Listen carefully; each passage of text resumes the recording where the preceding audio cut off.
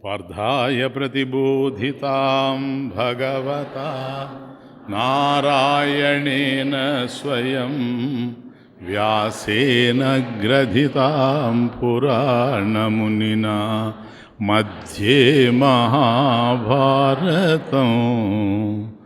అద్వైతామృతవర్షిణీం భగవతీం అష్టాదశాధ్యాయినీం అంబ త్వామనుసందధామి భగవద్గీతే భవద్వేషిణీం నమోऽस्तु ते व्यासविशालबुद्धे पुल्लारविन्दायतपत्रनेत्र येन त्वया भारततैलपूर्णः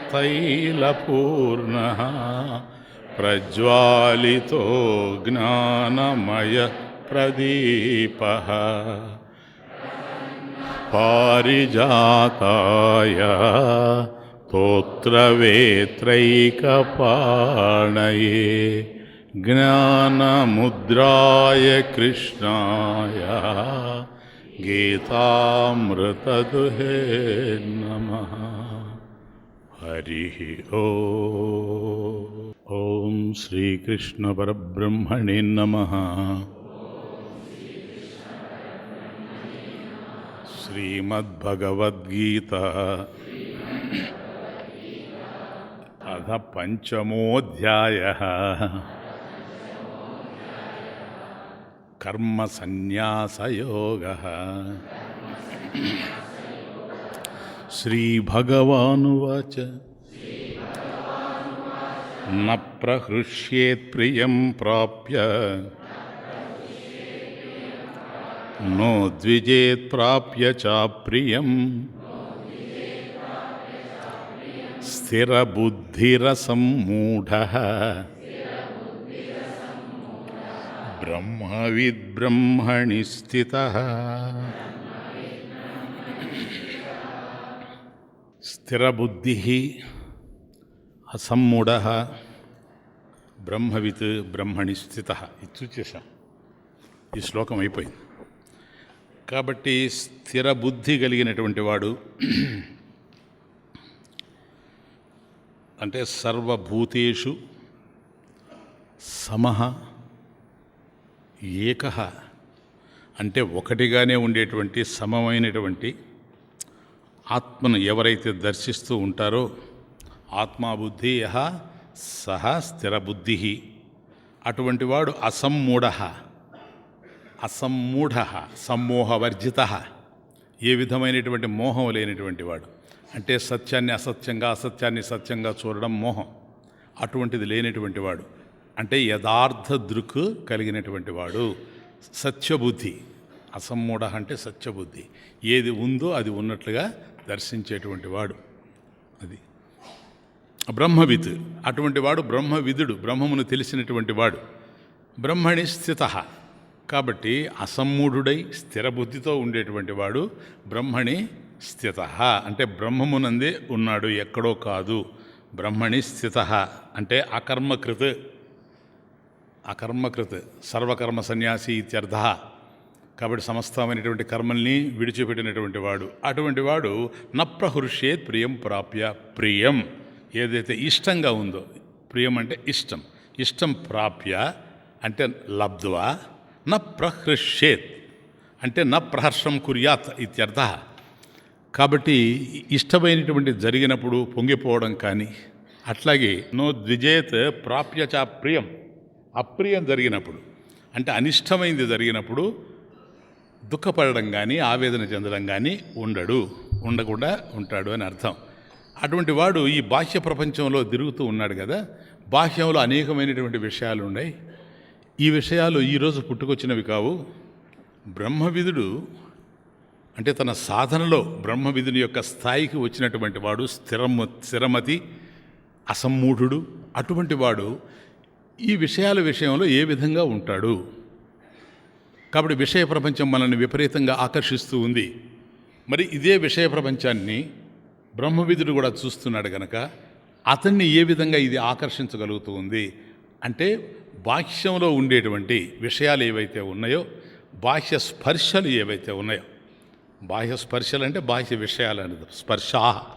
స్పర్శాహ అంటే శబ్దాదయ అని అర్థం. కాబట్టి శబ్దాది విషయాలు బాహ్యంలో ఏవైతే ఉన్నవో ఇవి అతనిని ఏ విధంగా కదిలిస్తూ ఉన్నాయి, చలింపజేస్తూ ఉన్నాయి, వాటి విషయంలో ఎట్లా స్పందిస్తూ ఉన్నాడు బ్రహ్మవిదుడు అనేటువంటిది తర్వాత శ్లోకం. ప్లీజ్. బాహ్య స్పర్శే స్వసక్తాత్మా విందత్యాత్మని యత్సుఖం సబ్రహ్మయోగయుక్తాత్మా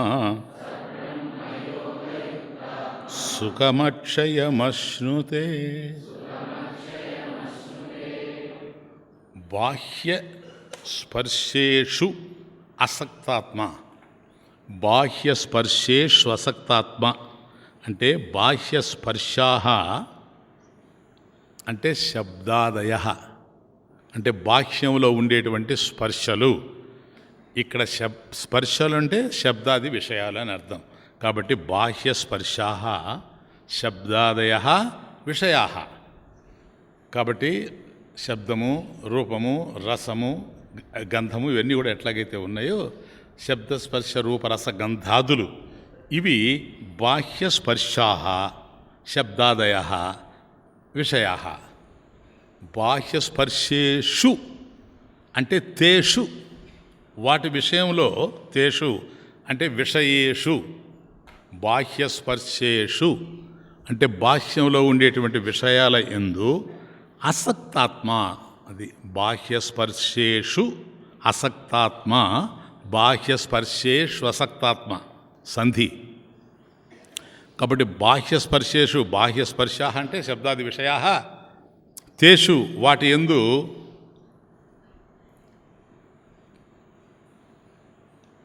అసక్తాత్మ. అసక్తాత్మ ప్రీతివర్జిత.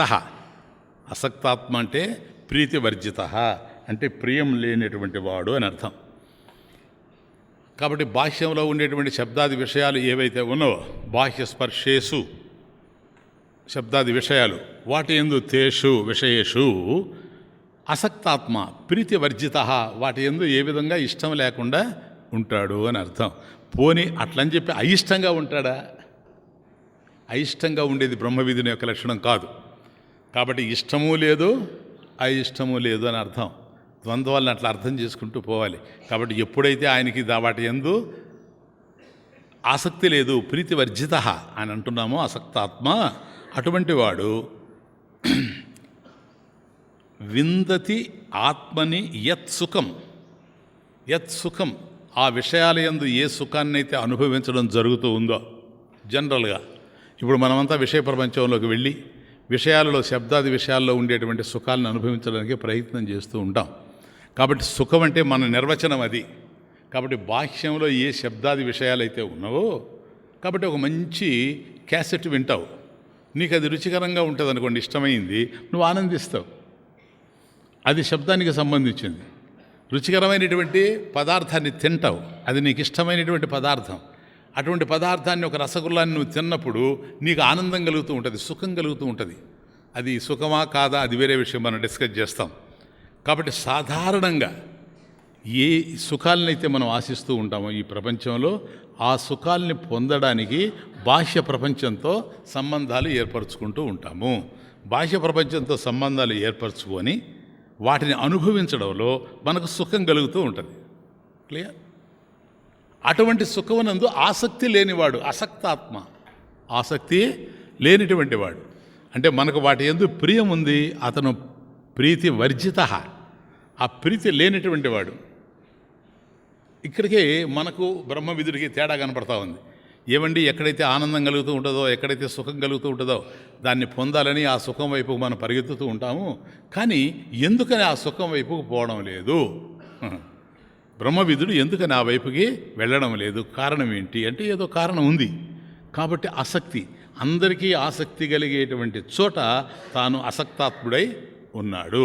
కాబట్టి బాహ్య స్పర్శేషు అసక్తాత్మ విందతి లభతే అంటే పొందుతూ ఉన్నాడని అర్థం. విందతి ఆత్మని యత్ సుఖం ఆత్మని తనలోనే యత్ సుఖం, ఏదైతే మనం విషయ ప్రపంచంలో పొందుతూ ఉన్నామో యత్ సుఖం, ఆ సుఖాన్ని, ఏ సుఖాన్ని అయితే బాహ్య ప్రపంచంలో సర్వులు పొందుతూ ఉన్నారో శబ్దాది విషయాల యందు, ఆ సుఖాన్ని తన ఆంతర్యంలోనే పొందుతూ ఉన్నాడు అని అర్థం. ఆత్మని యత్ సుఖం, యత్ సుఖం ఆత్మని విందతి, విందతి అంటే లభతే, పొందుతూ ఉన్నాడు అక్కడ అని అర్థం.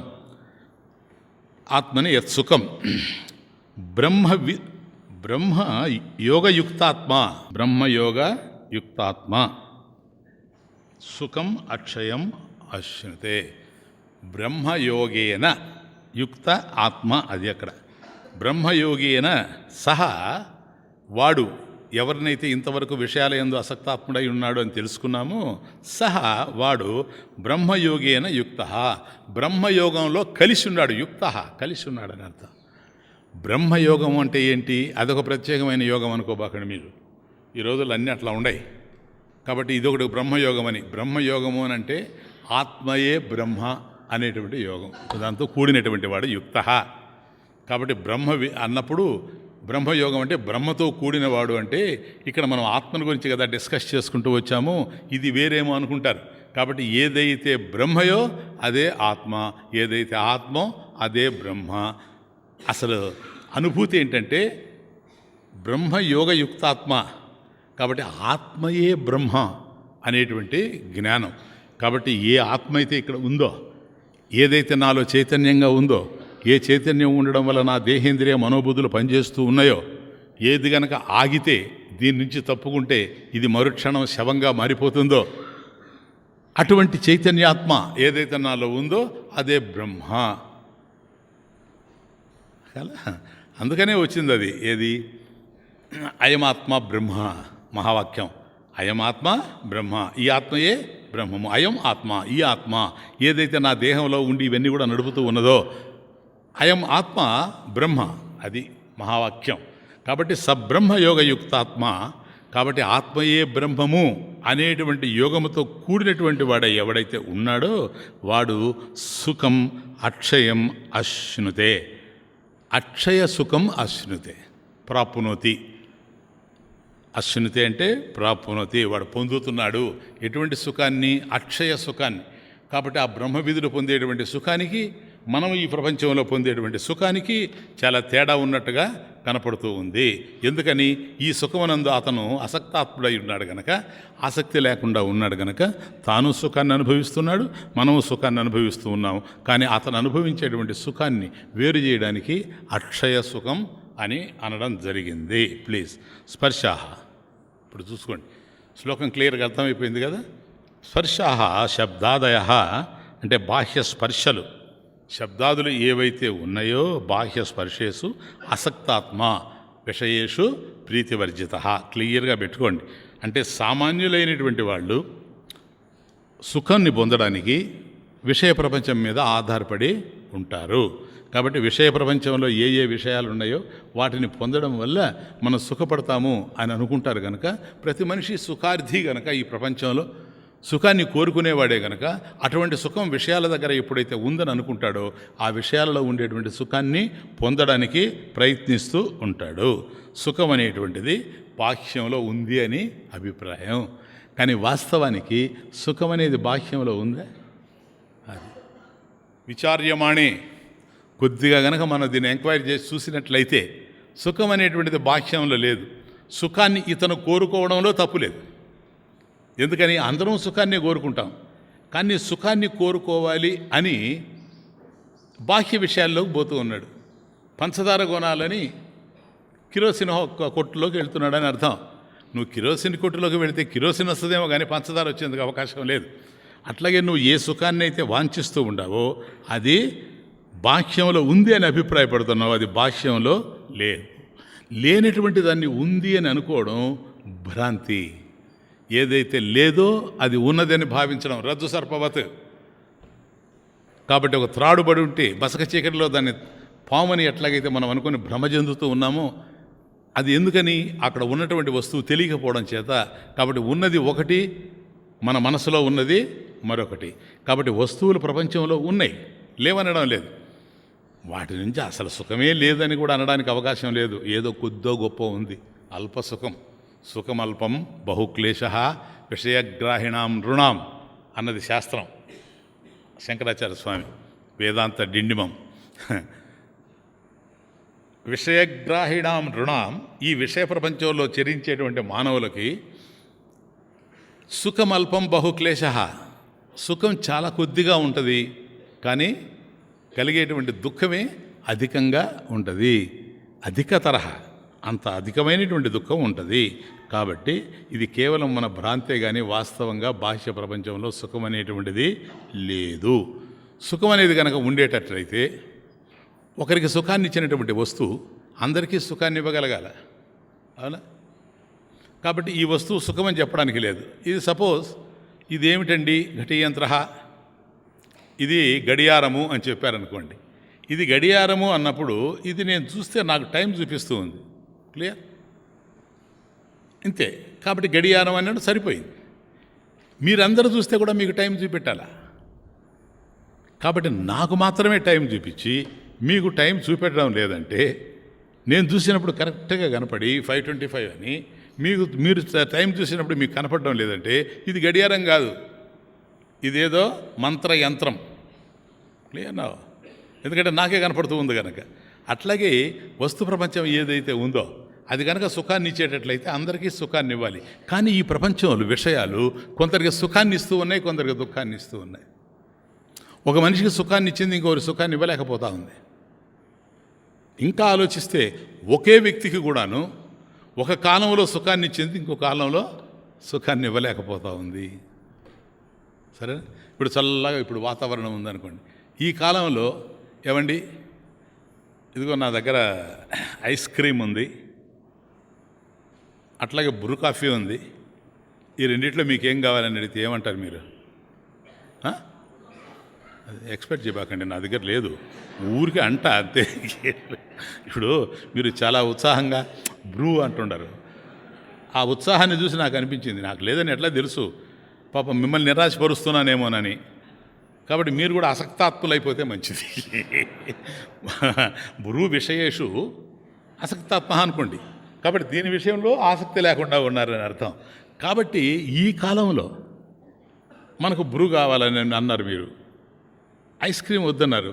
అదే వేసవి కాలంలో మధ్యాహ్నం 1 గంటలకి విపరీతంగా ఎండ ఉందనుకోండి, మనం ఎండలో వస్తూ ఉన్నాం, ఇంటికి బాగా చెమటలు పట్టేస్తున్నాయి. ఇంటికి రాగానే ఏమండి బ్రూ ఉంది, ఐస్ క్రీమ్ ఉంది, ముందు ఐస్ క్రీమీ అది కదా ముందు చెప్పాలా, బ్రూ చెప్పి తర్వాత ఐస్ క్రీమ్ చెప్తున్నావే, కాదు ఐస్ క్రీమీ ముందు. కారణం ఏంటి చూసారా? వస్తువు ఒకటే, ఒకే వ్యక్తి ఒక కాలంలో ఏదైతే తృప్తినిస్తూ ఉందో ఇంకో కాలంలో తృప్తినివ్వలేకపోతూ ఉన్నదంటే ఇంతకీ ఆ వస్తువు సుఖమా సుఖం కాదా? దుఃఖమని నేను అనడం లేదు. ఇది సుఖమా సుఖం కాదా? స్వామిది దాని సుఖము అని మాత్రం చెప్పడానికి అవకాశం లేదు. ఎందుకని? వస్తువు కనుక సుఖమైతే అది ఎప్పుడూ సుఖాన్ని ఇవ్వగలిగి ఉండాలి. కాబట్టి ఒకరికి సుఖాన్ని ఇచ్చింది మరొకరికి సుఖాన్ని ఇవ్వడం లేదు. నెంబర్ 1.